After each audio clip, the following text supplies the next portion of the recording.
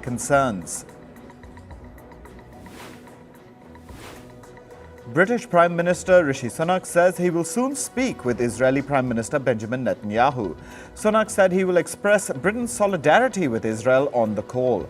They are also likely to discuss ways to prevent an escalation in West Asia. World leaders have been urging Israel to show restraint after it was attacked by Iran on Saturday. South Korean President Yoon has called for preemptive action to respond to tensions in West Asia. The tensions are likely to impact international oil prices. Yoon added that this may significantly affect South Korea's economy and supply chains. German Chancellor Olaf Scholz met with Chinese President Xi Jinping this morning. The leaders called for a long-term and strategic approach to enhance ties between the two countries. Scholz had earlier said that their conversation would also focus on restoring peace in Ukraine. The German Chancellor arrived in China on Sunday for a three-day visit.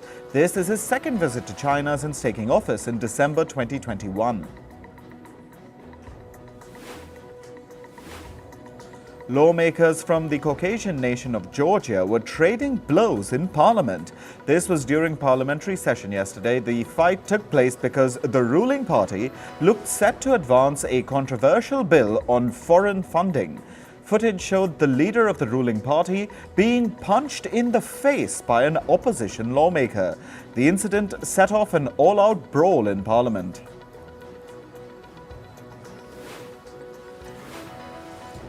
The trial of former U.S. President Donald Trump in the hush money case kicked off yesterday. The first day of the trial began with the selection of the jury. The judge was forced to dismiss dozens of potential jurors. More than half of them raised their hands to indicate that they could not be impartial in the case.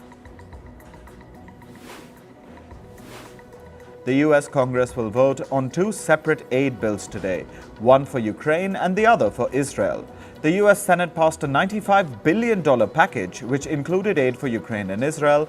Mike Johnson, the Speaker of the U.S. House of Representatives, says the new bills provide roughly the same amount of aid. However, there will be some changes. Part of the aid will be provided in the form of a loan. Pro-Palestinian demonstrators shut down the Golden Gate Bridge in the U.S. city of San Francisco yesterday. Traffic on the bridge came to a standstill after protesters chained themselves to parked vehicles. Authorities say about 20 people were eventually taken into custody.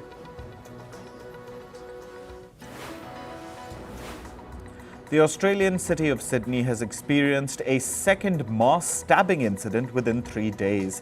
A 16-year-old stabbed a bishop during a church service. The Assyrian Orthodox bishop was wounded in the head and chest. The 53-year-old priest was taken to a hospital where he underwent surgery. At least 4 others were injured in the attack. Australian authorities say it was a religiously motivated terrorist act.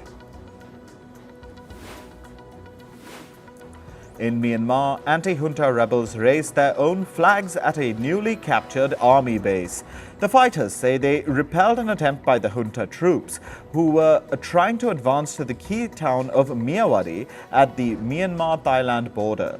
The group, called the Karen National Union or KNU, took over Myawaddy last week.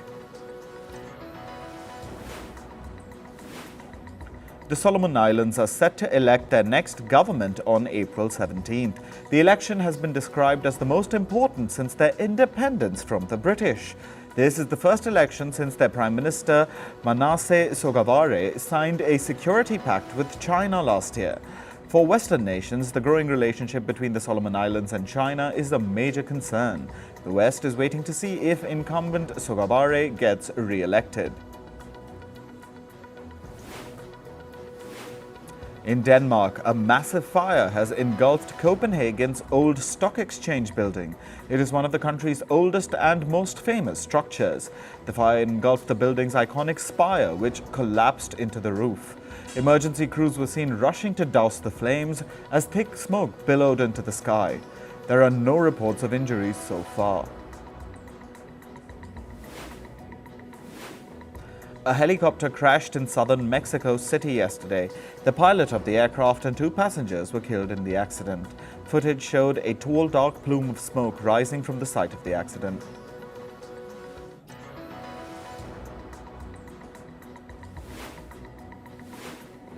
In climate news, at least 41 people have died across Pakistan as torrential rains lashed the country. Authorities say 28 people were killed after being struck by lightning. The remaining deaths were caused by flash floods and landslides. Pakistan's weather agency has predicted more rainfall for western and southwestern parts of the country in the coming days. Meanwhile, heavy rains in eastern Oman have triggered flash floods as well. At least 17 people have been killed. Authorities say Oman's Al-Sharqiya province suffered the most due to severe downpour. The country has deployed its military to evacuate citizens from the flooded areas of the province.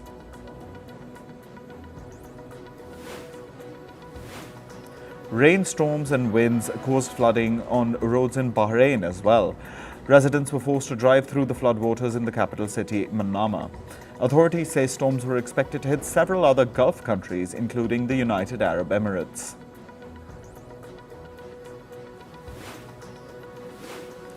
Meanwhile, Russia's Ural region and northern Kazakhstan have been grappling with floods as well. They have forced more than 125,000 people to flee their homes. The deluge hit the areas after a dam on the Ural River burst in the Russian city of Orsk on April 5th. Moreover, unusual melting of ice has also caused the river to swell.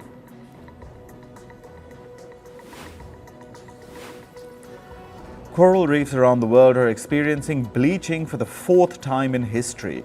This is according to a report by the US National Oceanic and Atmospheric Administration. The report says that corals in at least 54 countries have lost their color. It adds that oceans are warming at an alarming rate, which is the main reason behind the coral bleaching. Severe, long-lasting bleaching can even kill coral reefs.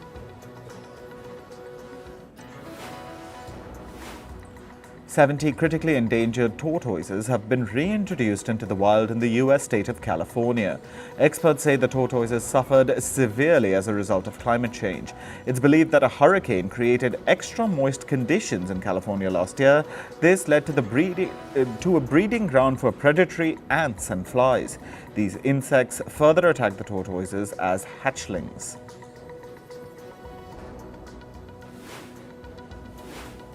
In Brazil, 92% of the mammal species in the Caatinga region will likely be lost by the year 2060. This is according to a study published in the scientific journal Global Change Biology. It says that the disappearance will be caused due to droughts, global warming, and deforestation. Earlier, the same researchers said that Caatinga may lose 99% of its plant species by 2060. On to business and tech news. China's gross domestic product or GDP grew by 5.3% in the first 3 months of this year. It was above the market forecast of 4.6%. This comes as a ray of light for China's struggling economy. China has struggled to recover from the economic impact of the COVID-19 pandemic. The country's real estate sector is also mired in a massive crisis. Meanwhile, its local governments have been trapped under heavy debt.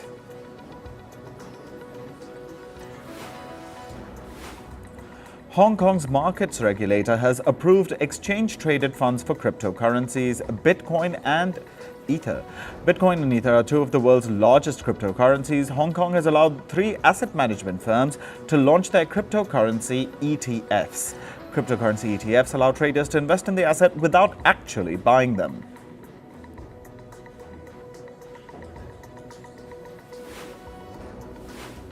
Investment banking giant Goldman Sachs has reported a sharp rise in its first quarter earnings.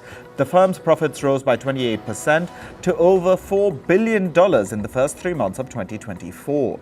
Its revenue rose by 16% to over $14 billion in the same period.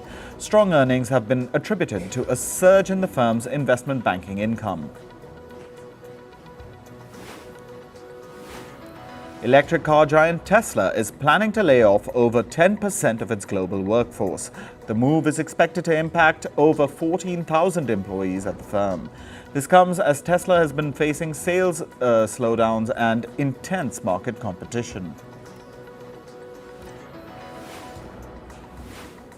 Arms manufacturer Lockheed Martin has won a $17 billion contract from the US government.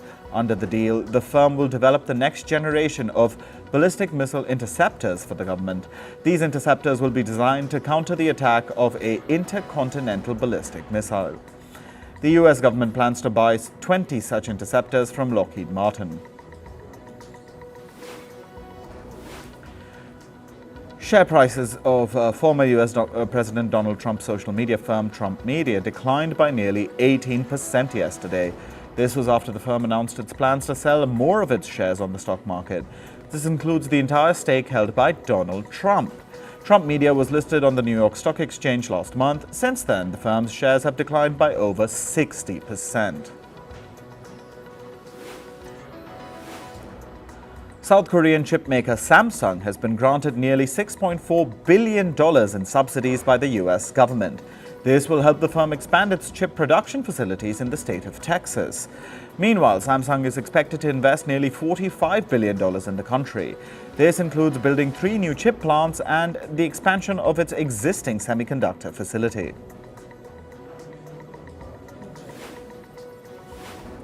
Microsoft will invest nearly $1.5 billion in the West Asian artificial intelligence firm G42.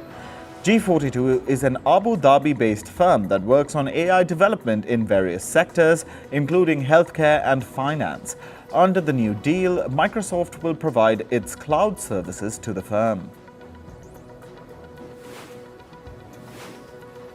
Adobe is planning to add artificial intelligence tools to its video editing software, Adobe Premiere Pro.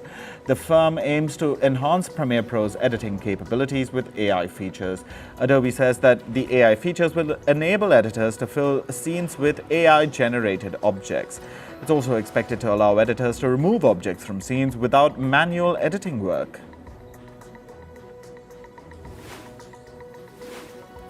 Meta has temporarily shut down its social media platform Threads in Turkey. This is to comply with an order from the country's fair trade regulator. Last month, the regulator asked the firm to stop sharing data between Threads and Instagram. The regulator alleges that combining Instagram user data with their Threads profiles violates the country's competition laws. Now on to sports. We start with cricket. In the Indian Premier League, or IPL, Sunrisers Hyderabad beat Royal Challengers Bengaluru by 25 runs in a high-scoring thriller yesterday.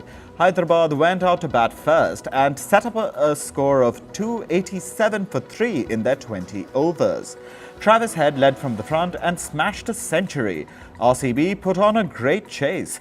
Faf du Plessis hit 62 of 28 balls. 38-year-old Dinesh Karthik scored 83 in 35 deliveries.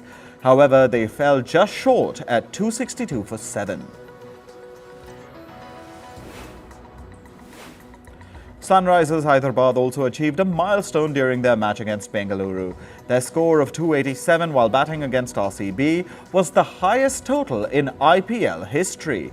Travis Head's destructive ton powered Hyderabad to the incredible feat.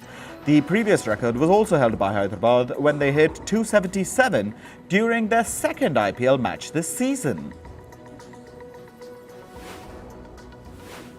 Australian all-rounder Glenn Maxwell will take an indefinite break from the IPL. Maxwell said he wants to focus on his mental and physical health. He's been struggling with his form at Royal Challengers Bengaluru. So far, in 6 games, Maxwell has managed to score just 32 runs. In football, Chelsea demolished Everton 6-0 in the Premier League yesterday. England international Cole Palmer stole the show by scoring 4 goals. He scored a sensational hat-trick within just the first 29 minutes. Nicholas Jackson also struck before half-time to give Chelsea a 4-0 lead. Palmer went on to score a penalty after the break. Then Alfie Gilchrist added a late 6th in the 90th minute to wrap things up. In tennis, India's Sumit Nagal has achieved his career-high ranking of 80 in men's singles. This was due to his stellar run at the recently concluded Monte Carlo Masters. He made it till the second round and was knocked out by last year's runner-up, Holger Rune. Nagal is now the 7th highest-ranked Indian man since computerized ATP rankings were introduced in 1973. Indian veteran tennis player Rohan Bopanna lost his world #1 ranking in men's doubles, but he lost it to his longtime partner Matthew Ebden. The two won their first Grand Slam together at the Australian Open. However, the top-seeded Indo-Australian duo was eliminated in the round of 16 at the recent Monte Carlo Masters. Meanwhile, former world #1 Rafael Nadal has confirmed that he will play at this week's Barcelona Open. This will be his first tennis tournament since the Brisbane season opener in January. Nadal made a comeback from injury in January, but then he was sidelined again because of a hip issue. It forced Nadal to pull out of the Australian Open and the Monte Carlo Masters. In athletics, Lithuania's Mykolas Alenka has set a new men's discus world record. The 22-year-old was participating at the Oklahoma Throw Series competition.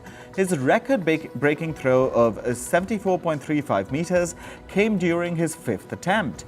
The previous record of 74.08 meters was set by Germany's Jürgen Schult back in 1986.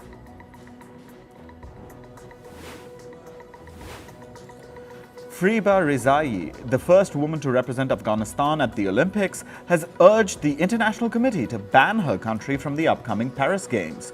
She highlighted the treatment of women in Afghanistan and the abysmal human rights record since the resurgence of the Taliban. Rezai is a judo practitioner who competed at the 2004 Olympics in Athens.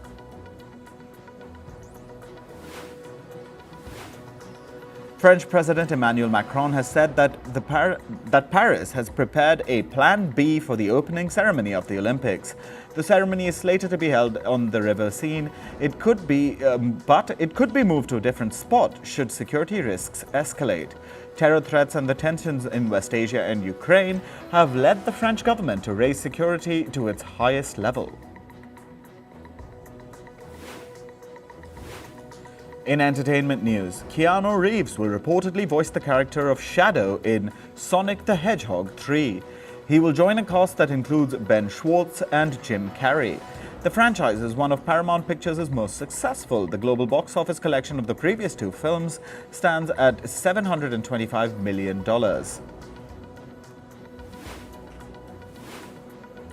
Blake Lively's upcoming feature will hit theaters on the 9th of August. The film, titled It Ends With Us, was initially scheduled to be released in February. Lively is an executive producer for the film and also stars alongside Justin Baldoni. The movie is an adaptation of Colleen Hoover's novel of the same name. Jonathan Bailey is reportedly in talks to join the Jurassic World franchise. This comes as reports say Scarlett Johansson is already on the call sheet for the feature. Earlier this year, Bailey won a Critics' Choice Award for Best Supporting Actor in the TV show Fellow Travelers.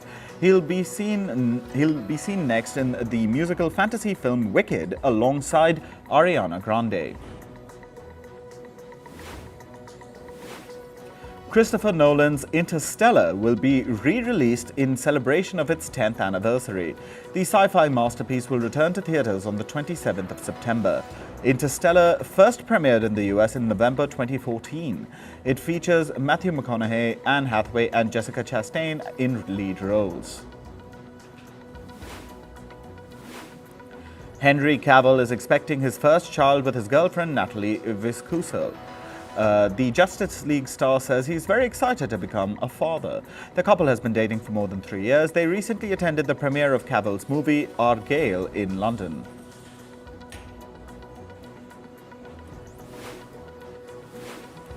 American singer Courtney Love recently took shots at several fellow female musicians.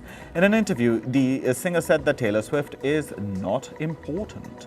This comes 3 years after she hailed Swift for being a role model for young women.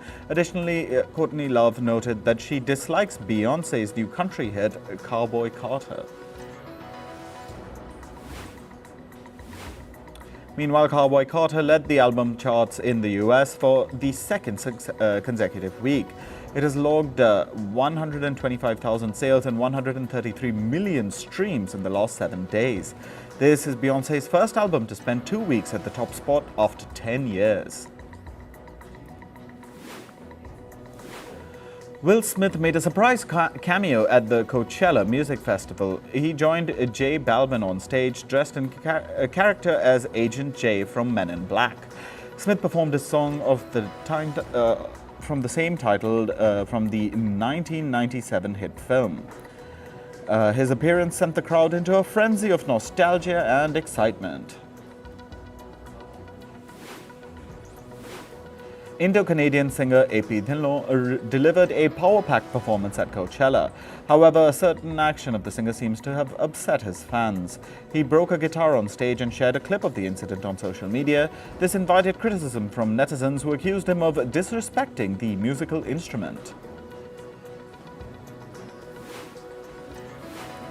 K-pop singer IU has accomplished an impressive feat on YouTube. Her music video 23 has surpassed 100 million views on the platform. She has now become the first female K-pop solo artist with 9 music videos to achieve this milestone.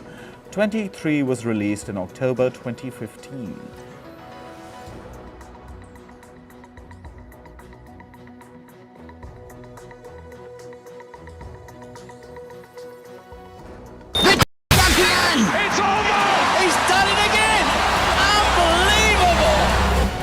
Straight into the roof of the net.